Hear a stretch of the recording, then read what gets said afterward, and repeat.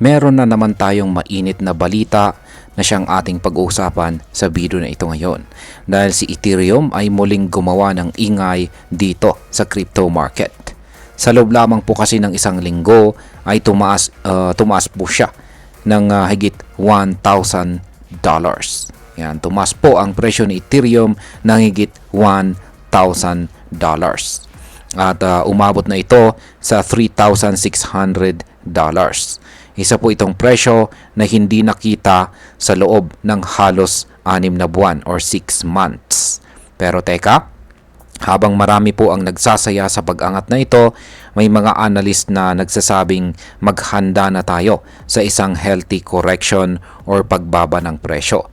Kaya sa video na ito ay iisa-isahin natin kung ano ang ibig sabihin nito, saan po papunta si Ethereum at ano po ang dapat nating gawin bilang mga Pinoy crypto enthusiast. Pero bago po tayo magpatuloy ay pakibasa na lamang po muna ang disclaimer dito po sa ibaba ng ating screen. At ayan, bakit nga ba biglang tumaas si Ethereum? Nagsimula po ang rally ni Ethereum matapos po nitong mabasag ang matagal na nitong tinambayan sa pagitan po ng presyong $2,400 hanggang $2,800. Ilang linggo din itong parang nakakulong sa presyo na yan. Pero nitong nakarang linggo, sa wakas ay nanaig na ang mga bulls at nabutas na ang resistance level sa $2,800. Dahil dito ay bigla pong dumami ang mga agresibong buyers ng Ethereum na naging dahilan ng mabilis po nitong pagtaas. Kaya mula po sa $2,800 ay pumalo po agad ito sa $3,600. Isang antas na huling nakita pa noong January ng taong ito. Sabi nga ni Ginoong Michael Van de Poppe, ito ay isang significant breakout. Pero ang tanong, hanggang saan kaya ang kayang itakbo ng presyo ni Ethereum? Ngayon ay ano po ba ang ibig sabihin ng overbought at bakit naman po ito delikado? Ayon po kay Ginoong Van de Poppe, pumasok na si Ethereum sa tinatawag na overbought territory. Ibig sabihin nito ay sobrang dami na ang bumili sa kanya sa napakaikling panahon lamang.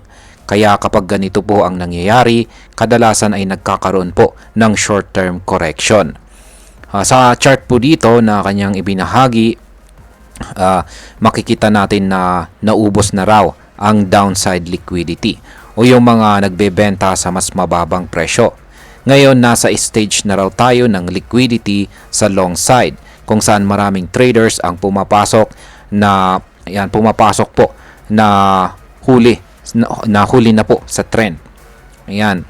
At kapag nangyari ito, matapos po ang posibilidad, kapag nangyari po ito ay mataas po ang posibilidad na matrap ang mga huling bumili bago biglang bumaba ang presyo.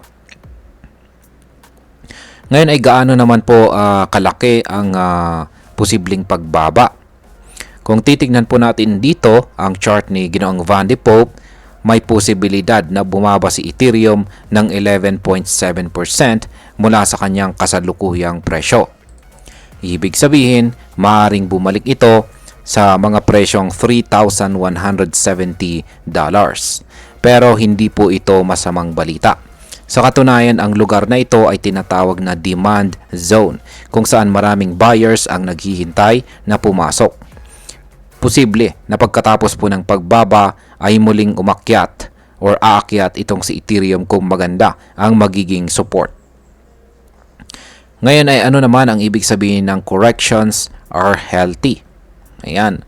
Ayon po ulit kay Ginoong Van de Poppe, ang correction ay hindi dapat katakutan. Hindi ito ibig sabihin na humihina na si Ethereum. Sa kabaliktaran, ito raw ay healthy o natural na bahagi ng market cycle para itong pahinga bago muling tumakbo. Dito po sa mundo ng crypto, kadalasang nangyayari ang corrections tuwing Biyernes at saka Sabado. At bakit? Dahil maraming short-term traders ang nagbe-benefit sa quick profits at naglalabas ng position bago mag-weekend. Kung matuloy nga ang correction, ito raw ay magandang pagkakataon para muling mag-accumulate or bumili habang mura. Ngayon ay bakit po patuloy na sumasabay ang mga whales at saka ETF? Ayan.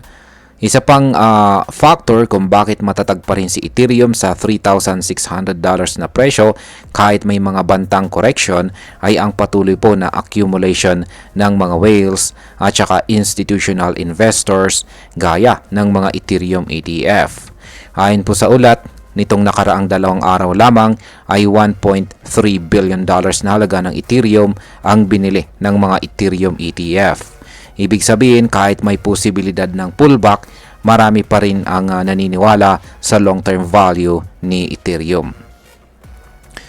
At ayan, ngayon ay ano po ang dapat nating gawin bilang mga Pinoy crypto traders?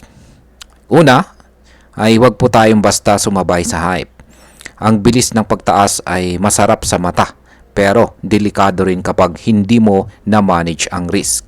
Kung plano mong bumili ngayon, pag-isipan mo muna kung handa kang tiisin ang posibleng 11% na pagbaba ng value. Pangalawa, kung meron ka ng Ethereum, pwede kang magbenta ng konti para mag-lock ng profit.